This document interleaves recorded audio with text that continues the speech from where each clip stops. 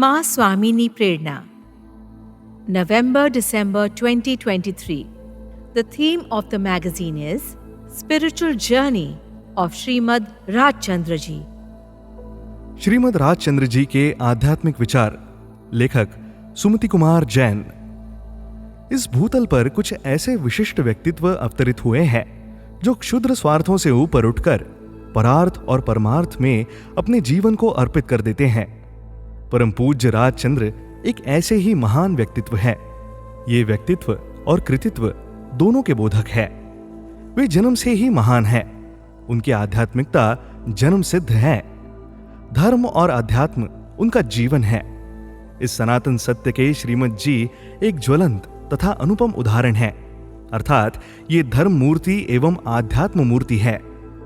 इन्होंने अपनी अलौकिक स्मृति, प्रज्ञा आदि अनेकविध शक्तियों का उपयोग लौकिक एवं ऐश्वर्य की प्राप्ति या सिद्धि के लिए नहीं किया, अपितु आत्मिक ऐश्वर्य की सिद्धि के लिए किया है। यह अध्यात्म के ही पिपासु रहे हैं। आपका जीवन विश्व मंगल और विश्व कल्याण के लिए समर्पित रहा। इनके संयम पूर्ण जीवन को प्रकाश पथ पर बढ़ रहे रोशनी के रथ की संज्ञा दे तो कोई अतिशयोक्ति नहीं। आपके स्वर में ईश्वर के दर्शन होते हैं। आपका जीवन नंदन मन सा पावन रहा। आपका प्रवर्तन गंगा जल सा पवित्र रहा। आपकी वाणी मधुर मंदाकिनी की तरह बहती हुई आज भी प्रतीत होती है। आध्यात्मिक नेतृत्व के विलक्षण गुण महिमा मंडित होने से आपने अध्यात्म के जो बीज बोए वे आज भी उतने ही महान हैं जितने उनके अपने समय में रहे होंगे। आपका जीवन, आपका व्यक्तित्व क्षीर सागर के समान अगाध और आकाश के समान असीम है। यद्यपि आप जैसे परम उत्कृष्ट कोटि की शुद्धात्मा के बारे में लिखते हुए अपनी अयोग्यता के कारण क्षोभ हुए बिना नहीं रहता। मन रूपी महाकाश पर उभरे श्रद्धा और भक्ति के नील नक्षत्रों को शब्दों के सांचे में ढालने का स्तुत्य प्रयास किया है। परम पुरुष प्रभु सद्गुरु परम ज्ञान सुखधाम, जेणे आयुम भाव निज तेने सदा प्रणाम।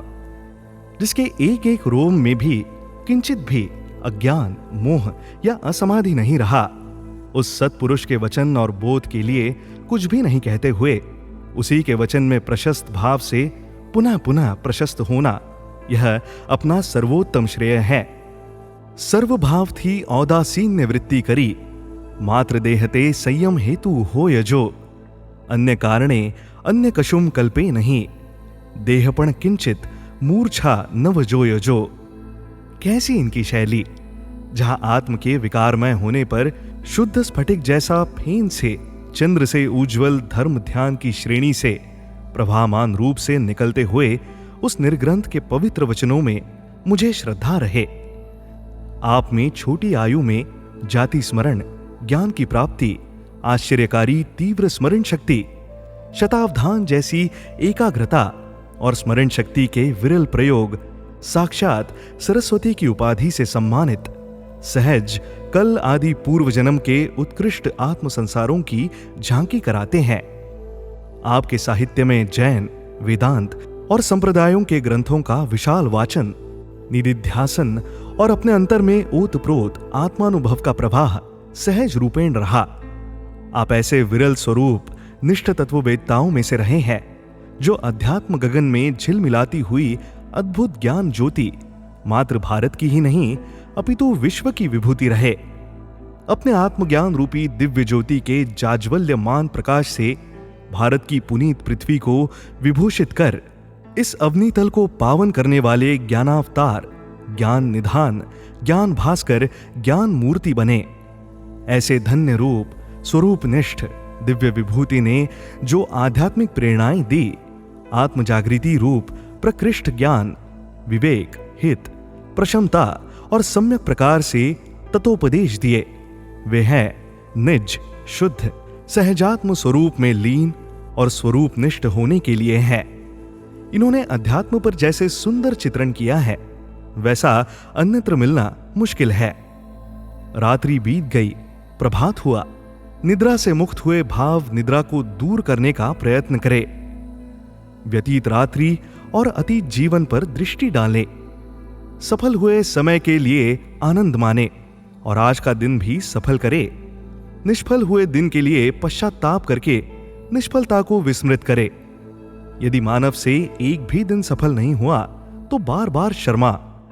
यदि तुझसे अघटित कृत्य हुए हो तो लज्जित होकर मन, वचन और कार्य के योग से उन्हें ना करने की प्रतिज्ञा ले। सर्व प्राणियों में समदृष्टि रख, किसी प्राणी को प्राण रहित नहीं करना। यदि मानव दुष्कृत की ओर जा रहा है तो अपने मरण का स्मरण कर। यदि मानव भाग्यशाली है तो उस आनंद से दूसरों को भी भाग्यशाली कर। यदि दुर्भाग्यशाली है तो दूसरे का बुरा करने से रुककर आज के दिन में प्रवेश कर। धर्म कर्म के लिए अवश्य समय निकालकर तू आज की व्यवहार सिद्धि में प्रवेश कर। किसी ने तुझे कटु वचन कहा हो तो उस समय सहनशीलता रख। किसी के पास उसके गले में मोतियों की मूल्यवती माला सुशोभित हो रही हो, या जिसकी कंठकाती हीरे के उत्तम हार से प्रकाशित हो रही है, या अनेक आभूषणों से विभूषित हो रहा हो, तो वह भी काल कलवित होगा। काल किसी को नहीं छोड़ता। अनादि का श्री स्मृतियों में है, उसे भूल जाओ। जो स्मृति में नहीं है उसे याद करें। वेदनीय कर्म का उदय हुआ तो पूर्व कर्म स्वरूप का विचार कर घबराना नहीं। क्षणिक सुख पर लुब्ध नहीं हो और सम्यक प्रकार से तत्वोपदेश दिए। वे हैं निज शुद्ध सहजात्मक स्वरूप में लीन और स्वरूपनिष्ठ होने के लिए है। अहंकार ना करे, भले ही कोई द्वेष करे परंतु आप वैसा ना करे।